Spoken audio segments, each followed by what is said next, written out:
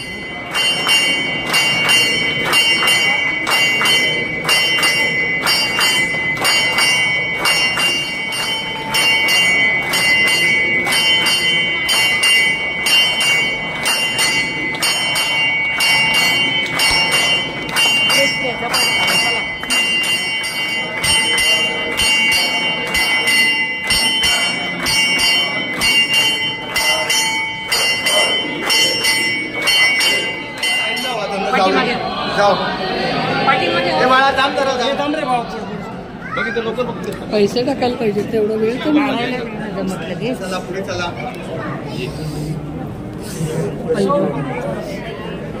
आई काय सुंदर.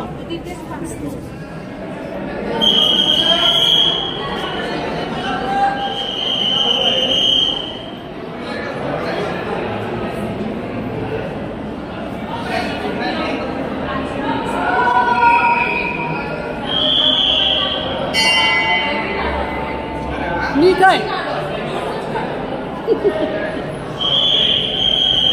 संपूर्ण दगडाचं सुंदर मंदिर आहे. खडकात आहे पूर्ण.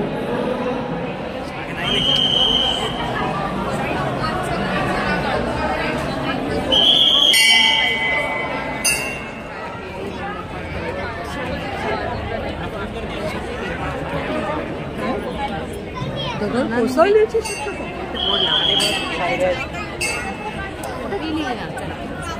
आपण बुटाकडे जाऊ, तिथे सापडेल आपल्याला.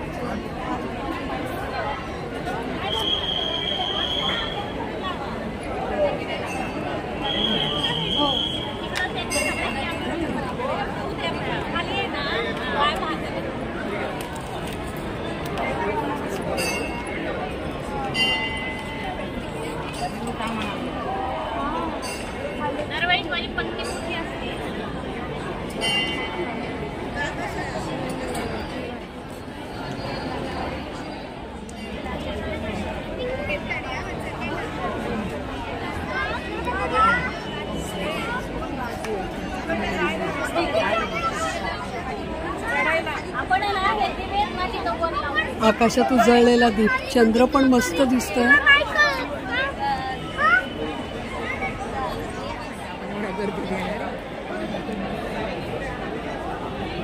संपूर्ण दगडातलं खडकातलं मंदिर आहे. आम्ही आता हा वरून व्ह्यू घेतोय बरं का. हे पाताळेश्वरचं मंदिर खडकात खाली केलेलं आहे आणि वरती आम्ही आहोत. हो ना, दिवसा म्हणजे खडक बघण्यात मज्जा काही. खूप सुंदर मंदिर. हे नंदी महाल आणि पलीकडे देऊळ. आता या गर्दीत त्या खडकावरनं पुढे जाण्यात काही अर्थ नाही. इथून छान दिसतंय ते. दिवसा यायलाच पाहिजे असं मंदिर आहे. बाहेर पण काय झाडी, मस्त मस्त झाडं आहे.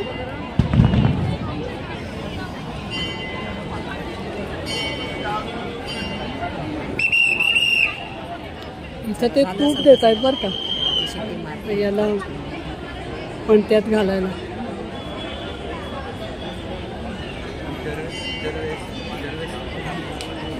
फारच मस्त.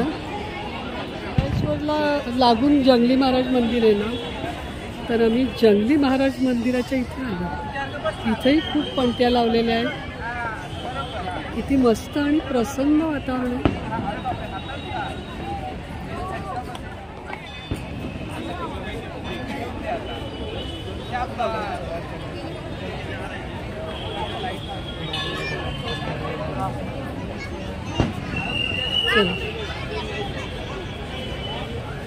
तिकडे पण काय ओसरी वगैरे आहे वाटतं बरीच.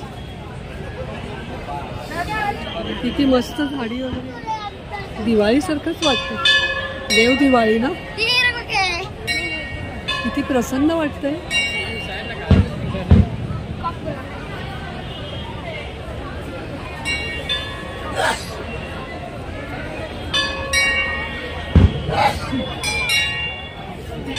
मस्त मोठी रांगोळी काढली देवळाच्या दारात.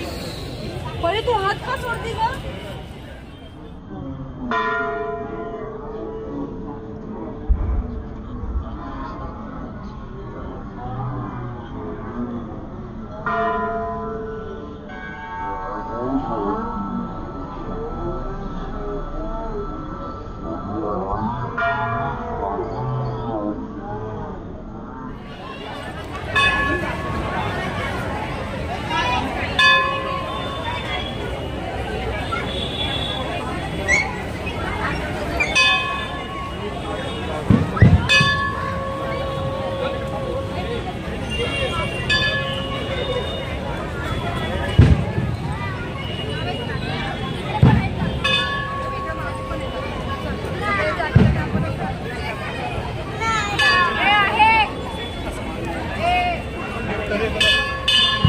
मस्त झाडं बिड आहे. दिवसाच यायला पाहिजे.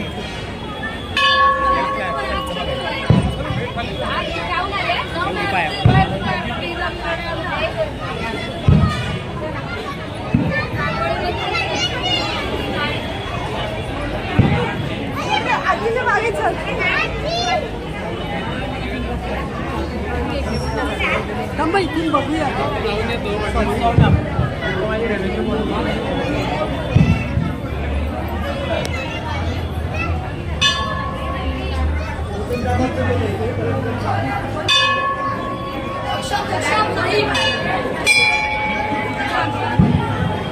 चला आता दर्शन घेऊया.